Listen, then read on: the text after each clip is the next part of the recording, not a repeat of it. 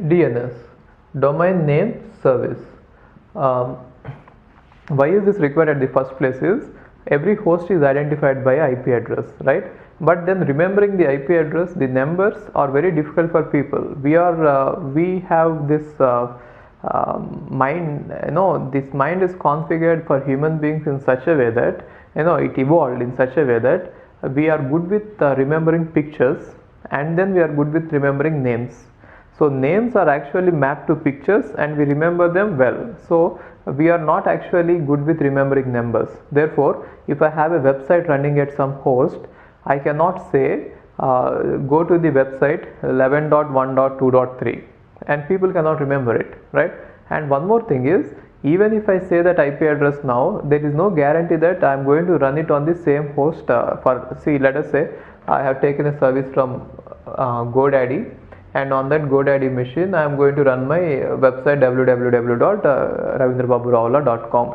Now it is with GoDaddy, right? As therefore whatever is the IP address here, that will be given by GoDaddy. Later I want to move out, so ravindrababurao.com is here. Now I want to move out of this GoDaddy and I want to go to some other service provider.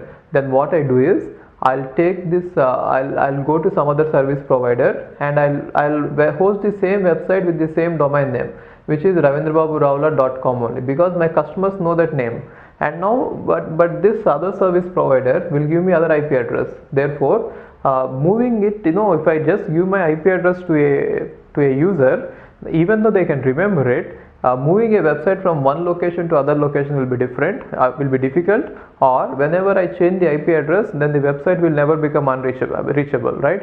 Therefore, what I need is, I want a mapping. I'll just give them some name. It will be convenient for them to remember, and moreover, it will be convenient for me to move from one machine to other machine, or it will be convenient for me not to have any static IP. So most of the cases, all the website service providers, they are providing us with the option called as static IP, which means you can even take a IP address and bind it to your website, but then that static IP will be there for around 2 years. After 2 years they are going to change it, and therefore you cannot have the IP address always assigned to a host. Therefore, even though if you are running a website on a host, you cannot give the IP address to the users, to your clients. For one reason, it is very difficult to remember, which means it is easy to remember domain names, isn't it? And IP addresses are not constant. Second thing is, IPs, they keep on changing. IPs are not static, they keep on changing. For these two reasons, we are not going to give the IP address to any client. We give the domain name. Now the problem is, actual computers, for humans it is easy, convenient to remember the IP, these domain names. But for communication, all the layers, they need the numbers. They are working that way, right? So even though you use some domain name as www.ravindrababurao.com, it has to be converted to IP address, and then using the IP address, your host is going to get the web pages, right? Therefore, even if you type that ravindrababurao.com as the domain name, that has to be somehow converted to the IP address, right? So for converting domain name to IP address, we use the protocol DNS, domain name service. So DNS is the protocol which is used to convert domain name, this domain name to the IP address. Now there are various types of domain names, and actually there are various types of domains I can speak. So one domain is generic domain. So generic domain means if you type anything ending with .com or .edu or .mil, military, or .org or .net, right? All such things are generic domains, and .com is generally used by commercial organizations, and .edu is used by educational institutes, and .mil is used by military organizations. Military means this, that services of Navy, military and all. And .org is used by non-profit organizations. And .net, previously it has been used by the companies which provide you with the network infrastructure, and currently .net is also used by commercial, .net is just similar to commercial organization like .com. There is no much difference between .com and .net. This is called generic domain, and these are all the domains. And then there is country domain.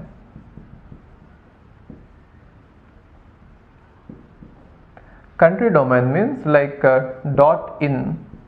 .in is for India, .us for US, .uk, like this. So every country will have a domain, and you can even go for this country domain. Therefore you are, they can identify that, oh, you are from this website belongs to this country.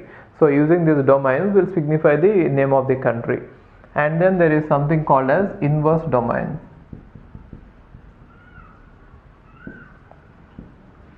Inverse domain means you would like to know what is the given IP address, what is the name. Actually DNS means given the domain name, what is the IP address associated with that domain or the website. And the inverse domain means given an IP address, you can find out what is the domain name of the website which is running on the machine. That is called inverse domain. So DNS can do both domain name to IP mapping as well as IP to domain mapping. So this is the specialty of DNS. It can do both of them. Unlike ARP and RARP, here DNS is used to provide both the mappings, right? And if you want to find out what is the IP address of Google or Facebook or anything, in your computer you can type this command. In your Windows machine, you can type nslookup space, let us say www.google.com, right? Then what happens is you will get 2 or 3 IP addresses, and then you can use one of them, right? And one specialty of DNS is now you type nslookup www.google.com. Now a DNS request will go to your DNS server, and it is going to display all the domain, all the IP addresses of google.com. And after some time, after few minutes, again if you type google.com, you are going to get a different set of IP addresses. Now you get 3 IP addresses, and again you are going to get different set of IP addresses, and you can use any of these IP addresses to reach Google. Why these many IP addresses are given by Google is, one thing is Google is having lots of servers all over the world. Even if one server is unreachable, you could be easily redirected to other server. See, in internet, the popularity of any website depends on its availability. If a website is down for even a momentary time, then the customers will never visit that website again. It has been found out using experimentation that 80% of the customers will never return if a website is down for for a long time. Initially, when the Twitter was invented, the problem with Twitter was there were lots of outrages. It was not implemented the way Google was implemented. Google was actually planned and implemented with a good code right from the beginning. There were no outrages at all. There is no downtime. But Twitter, when it was invented, there used to be lots of outrages, which means Twitter used to go down for maintenance every now and then. Then most of the people, they used to hate it. So later, now they have lots of investors in it, and they have improved the code and everything, and now it is available 24/7. So what every popular website does is, instead of having your data on one server, they will have at least 3 copies of your data. For example, if you take Gmail, your Gmail account will be at 3 locations, not at one location. One in US, maybe I'm just telling you as an example. One in US, other in Australia, other in maybe China. Now, whenever your one account is down, one account is unreachable, immediately you'll be connected to other account, so that you will never see that your Gmail is not working. Did you ever see that? You will never see that. So in case one copy is down, immediately other copy will be replicated on some other machine. So they will see that at least three copies are always available, right? Therefore, you are going to get Google, whenever you type www.google.com, they have various servers located in the world. Depending on that, they will give you various IP addresses. And later, your DNS, what it will do is, for load balancing, it will try to redistribute the load, which means if DNS is having, let us say, 10 entries for Google, initially it will give you 1 entry, and later again if you ask, it will give you some other entry. Therefore, your packet will be sent in a different way. So it is also, DNS is also able to do load balancing. Now let's see how all these domains are organized. It is very difficult with these many millions of entries. In order to find out, given a domain name, immediately instantly we want to find out what is the IP address associated with that machine, and there are millions of websites, and with all these millions you should be able to do this searching very fast. The reason is, whenever you type any google.com or anything on the URL, then you should immediately get the IP address and you immediately should get the web page. There should not be lot of delay. If that has to happen, the organization of this database is very important, right? Let's see how that is organized, database. Now this is how DNS database is organized. It cannot be, entire database of DNS cannot be kept in one server, and everyone cannot just send the request to that server and get the replies very fast. Therefore, it is distributed database.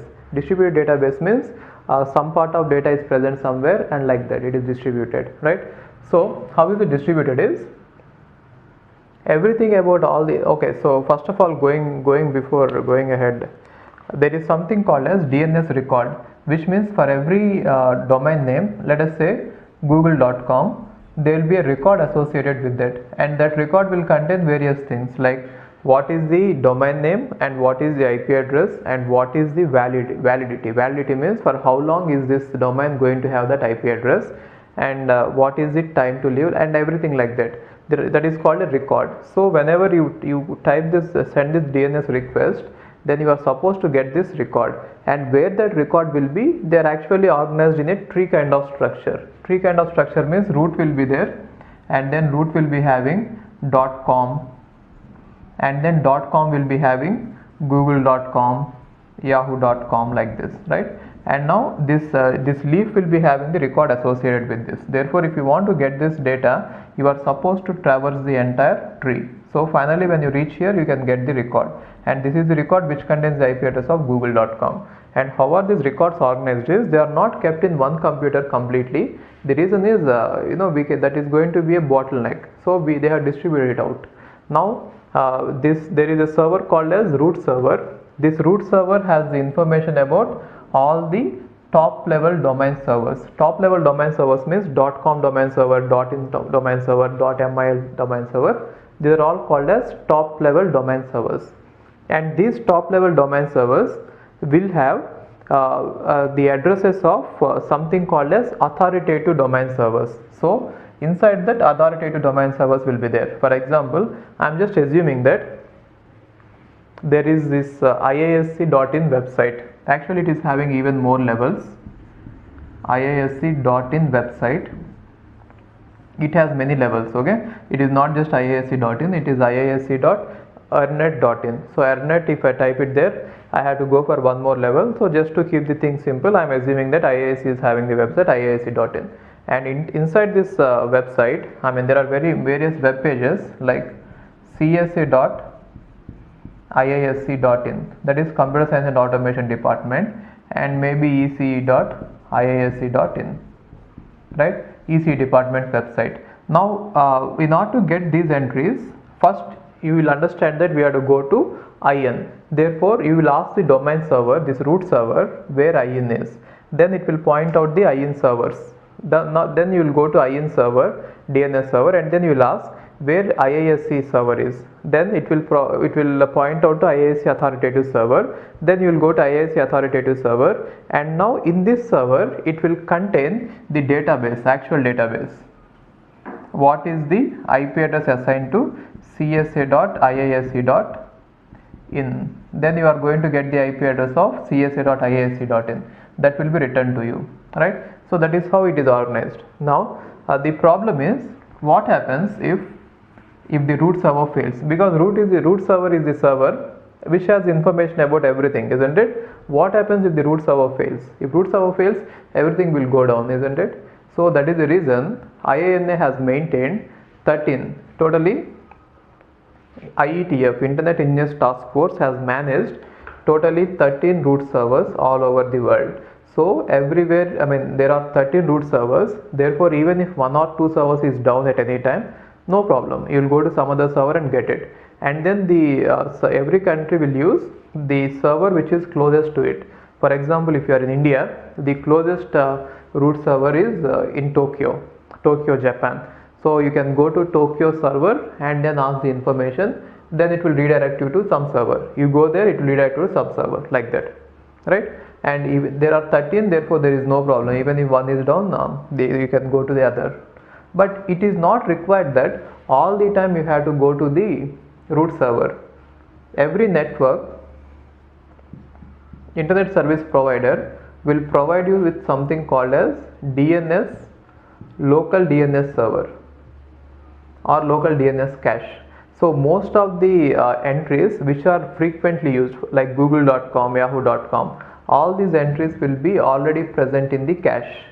So they will be directly given to you from your local DNS. In case if you have asked for some new domain name which your DNS doesn't know, let us say www.ravindrababuraula.com, that is a new website, no one knows about it. Then your DNS server, this local Airtel server or Reliance server might not know about it. Then what it will do is it will contact the root server. Then root server will direct it appropriately. Then you are going to get the final record, and that record will be given to the user. Now this entire time taken to resolve the DNS name, it is called DNS overhead. Overhead means it is the time waste, isn't it? So sometimes that is why whenever you open your browser and type the URL for the first time, you will see that there is a small delay. But later onwards, if you try to refresh the button, or if you try refreshing or try some other web page in the same website, it will be faster. The reason is initially DNS resolving it going to take some time, right? But anyway, people are generally using the most popular websites. Therefore, DNS, local DNS cache is going to have it. In case if it doesn't have it, it will get it from wherever it is, and then it will store it in its memory. Now, how long should it store it in this memory? Every record will have time to live, which means it will say that you can use this record for let us say 100 seconds. So if this 100 seconds is over after fetching, then that record has to be discarded so that every information will be fresh. The reason why 100 seconds or some hours or seconds or years is used is this authoritative server, it has the right to change the website from one machine to other machine. Whenever the local, let us say in computer science department, they have changed the server location, which means they have taken the server software and installed it on some other host. Then its IP has changed. Then that IP change will be reflected in this entry, which is with the authoritative server of IISc. Every organization will have its own authoritative server. For example, Google will have its own authoritative server, and in that the entries will be gmail.email.google.com or web.google.com, anything. So everything related to google.com will be in one server, and they have the right to change the IP addresses. Therefore, they'll keep on changing the IP addresses, and you are supposed to get the fresh information. And every entry is going to have some time to live, and in case if that time to live is over, you are supposed to discard it in your local DNS. Now let's see what are the various ways in which your local DNS will contact the root server, and root server will give you the information. There are two ways. Let's see both of them. Now let's see how this host, let us say host wants to contact www.csa.iisc.in. So actually csa.iisc.in is not there. csa.iisc.ernet.in is there. So you have to go to the Ernet authoritative service, but then let us assume that there is an authoritative server which is iisc.in. So this one will contain what is the IP address of csa.iisc.in. Now your host will contact this. So there are two ways. I am explaining about the iterative way. Then we shall see about the recursive way. So iterative way means now your host will contact the DNS server, first packet. Now your local DNS server, if it has already the information in the cache which is still fresh, then it will give it to you, right? But assume that it is not there in the DNS local DNS cache, then it is going to ask the root server. It is going to ask it, please give me the IP address of iisc.ernet.in. Then root server will say that I don't know its IP address, you please contact the top level domain .in. This is .in top level domain server, right? Then it will send you what is the IP address of .in. Then using the IP address of .in, you'll contact .in server, right? And now this is the fourth packet. Now .in server will say, I don't have the information which you have requested, you please contact the authoritative server which is responsible for that. Then it will send iisc.in authoritative server's IP address. And now you will go and contact the authoritative server. Now authoritative server will check in its database, and it will send you the actual record which is present, which is 7, right? Now once the record is received, then what this local DNS server will do is it will make an entry in its local cache and then it will send it to you. So however, all these 8 packets have to be exchanged in order to get the final information, right, which is generally present in the authoritative server, right? So that is how this iterative method works. Now let's see how the recursive method works.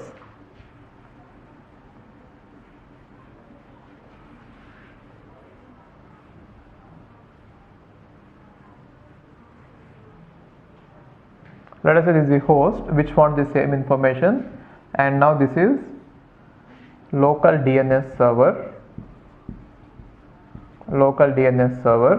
Now your host will ask, please give me the IP address of www.csa.iic.in.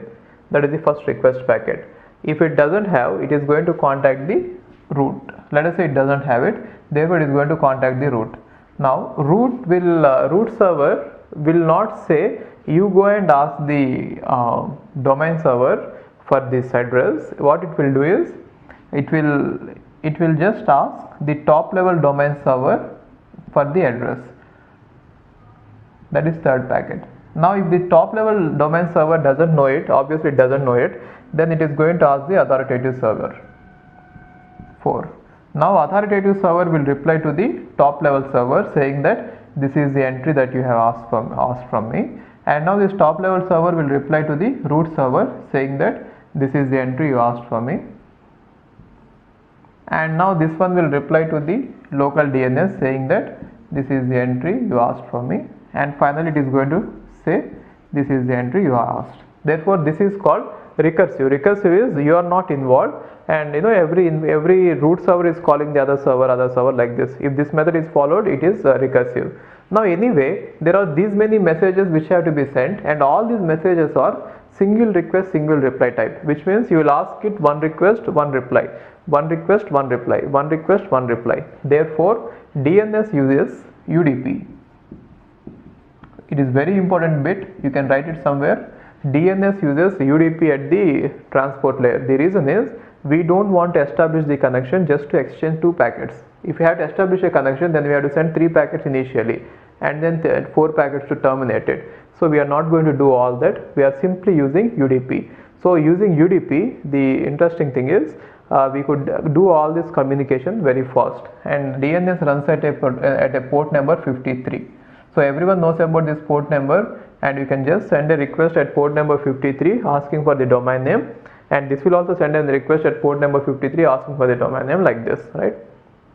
So for this request, you are the client and this is the server initially, and then this will become the server, this will become the client, and this will become the server, and then this will become the client, and this will become the server. Like that the message will go on, right? So anyway, these many packets are to be sent. In order to decrease the traffic in the internet, the best thing is your DNS server should be, local DNS cache should be so powerful that you should have almost all the frequently asked websites. That is one thing. And second thing is always try to contact the DNS server which is closest, like India should contact Tokyo, or if Tokyo server is down sometimes, then the next closest server is in Europe. If the Europe server is down, then next closest server is in US. Like that you can go and contact the root servers. This is how entire DNS works. Most important question here is DNS is using UDP at the root level, at the transport layer protocol. This is about DNS.